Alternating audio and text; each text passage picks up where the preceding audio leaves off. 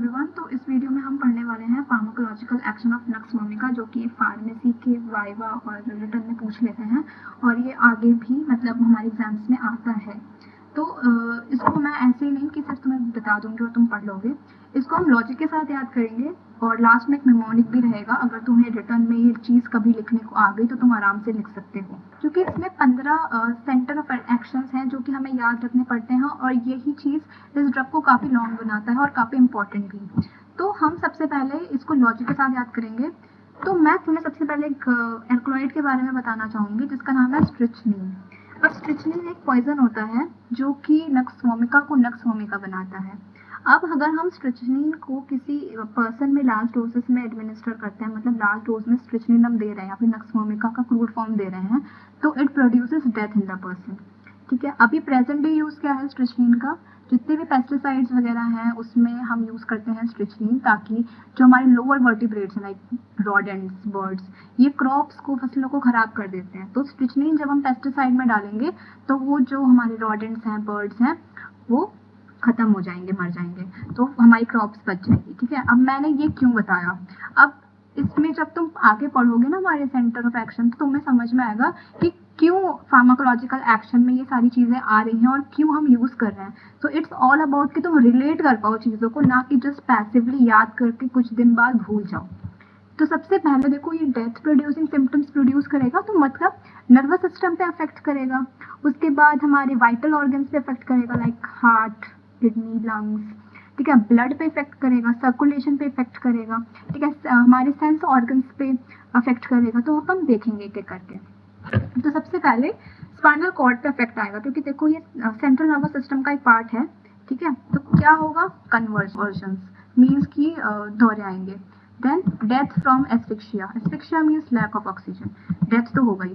तो it affects the entire grey matter, यहाँ पे भी लिखा है कि ग्रे मैटर को अफेक्ट करेगा ये। स्पाइनल कॉर्ड में भी ग्रे मैटर होता है, व्हाइट मैटर होता है, सबको पता होगा। स्पेशली मेड्यूला और पॉन्स, क्योंकि मेड्यूला और पॉन्स ही एक वाइटल है जिसकी वजह से सारे रेस्पिरेशन और सब कुछ कंट्रोल मेड्यूला और पॉन्स ही करता है। ठीक है, अब जब स्पाइनल कॉर्ड को इफेक्ट कर रहा है तो नर्व्स तो इफेक्ट होंगे ही, क्योंकि सारे नर्व्स मिलकर, मोटर नर्व, सेंसरी नर्व, ये स्पाइनल कॉर्ड से होकर ब्रेन तक जाते हैं। तो मोटर नर्व्स में क्या होगा? पैरालिसिस एंड एक्सॉर्शन, जिसकी वजह से मोटर नर्व्स काम करना अगर बंद कर देंगी तो it will produce death. Sensory nerves में क्या होगा? हाइपरेस्थीसिया। What is hyperesthesia? Hyperesthesia means increased response to any stimulus. अब तुमने नक्स वोमिका में देखोगे कि सारी चीज़ें ना हाइपरेस्थेटिक स्टेट में ही है, मतलब हर चीज़ को ये अफेक्ट करता है, एग्जैजरेट कर देता है। जैसे अगर अब हम सेंस ऑर्गन्स की बात करें तो आईज में तुम देख सकते हो there is again hyperesthesia means increased response. ठीक है, प्यूपिल कॉन्ट्रैक्टेड। ठीक है, ईयर्स में hearing augmented, augmented again means की हियरिंग इंक्रीज हो गई है। नोज में सेंस ऑफ स्मेल इंक्रीजेस, तो ये सारी चीज़ें ना इंक्रीज ही होती है नक्स वोमिका में। सर्कुलेशन में we can see vasospasm. Now what is vasospasm? Vasospasm means कि जो हमारा ब्लड वेसल है उसका डायमीटर कम हो रहा है, तो जिसकी वजह से जो हमारा ब्लड फ्लो का रेट है वो इंक्रीज हो जाएगा। Then it will lead to hypertensive state, मतलब कि the blood pressure of the person will increase. ठीक है, अब ये ब्लड प्रेशर इंक्रीज होगा then it will definitely affect the heart. तो हार्ट में क्या होगा कि एक मैकेनिज्म होता है वेगस नर्व, सबको पता होगा। तो वेगस नर्व भी हमारा क्या होता है ना कि पैरालिसिस स्टेट में चला जाता है, मतलब paralysis. Paralysis is mild paralysis. ठीक है, अब जब वेगस नर्व का पैरालिसिस होगा तो हार्ट का जो पंपिंग रिदम है वो चीज़ डिस्टर्ब होगी, तो हार्ट को भी डैमेज होगा और सर्कुलेशन तो वैसे ही हमारा बढ़ा हुआ है।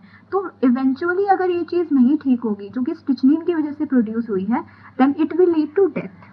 अब आते हैं स्टमक पे। अब देखो पॉइजन है तो क्या होगा? Basic symptoms, gastralgia, gastralgia is stomach pain. ठीक है, एसिड वॉमिटिंग, वॉमिटिंग होगी क्योंकि रिफ्लेक्स है। एपेटाइट इंक्रीज हो जाता है। ठीक है, हाइपरस्टेटिक स्टेट मैंने बोला ही था। Intestinal canal, constipation and hemorrhoids. ठीक है, ब्लैडर में पैरालिसिस एंड इनकॉन्टिनेंस। इनकॉन्टिनेंस का मतलब होता है रिटेंशन ऑफ यूरिन, मतलब कि ना टेनेसनेस हो जाता है इंसान की, उसको ऐसा लगता है कि अभी there is urine left in the bladder and he और she needs to pass more urine, तो उसको हम इनकॉन्टिनेंस बोलते हैं।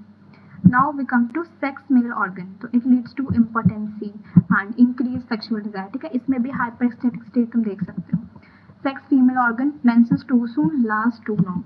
Lungs is a vital organ, तो इसमें asthma and dry cough. And blood में ऑक्सीडेशन अरेस्टेड। देखो ऑक्सीडेशन अगर अरेस्ट हो गया है तो जब ब्लड का ऑक्सीडेशन ही नहीं होगा तो हार्ट का पंपिंग सिस्टम कैसे काम करेगा? सब जगह partial pressure of carbon dioxide increase हो जाएगा ना, तो डीऑक्सीजनेटेड ब्लड जब बॉडी में इंक्रीज हो जाएगा तो ultimately it will lead to death. तो ऐसे फार्माकोलॉजिकल एक्शन ऑफ नक्समोमी का तुम थोड़ा थोड़ा समझ सकते हो कि पॉइजन का क्या इफेक्ट होता है।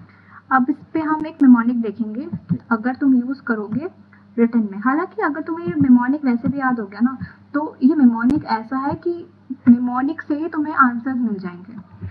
तो निमोनिक है severe muscle spasm, exhaustion, innervation, nausea, conversion, headache sign indicate body में फील लैकिंग बैलेंस। देखो पहले तो सिम्टम्स ही बता दिए मैंने निमोनिक्स में, ठीक है। सीवियर मसल स्पैज्म, ठीक है, exhaustion, innervation, nausea, conversion, headache, science indicate body में फील लैकिंग बैलेंस, ठीक है। अब इसमें सारे सेंटर ऑफ एक्शन आ गए। इसका फर्स्ट वर्ड तो एस से स्पाइनल कॉर्ड, एम से मोटर नर्व्स, ये सारे ऑर्डर में है, तो तुम इस तरीके से याद कर सकते हो।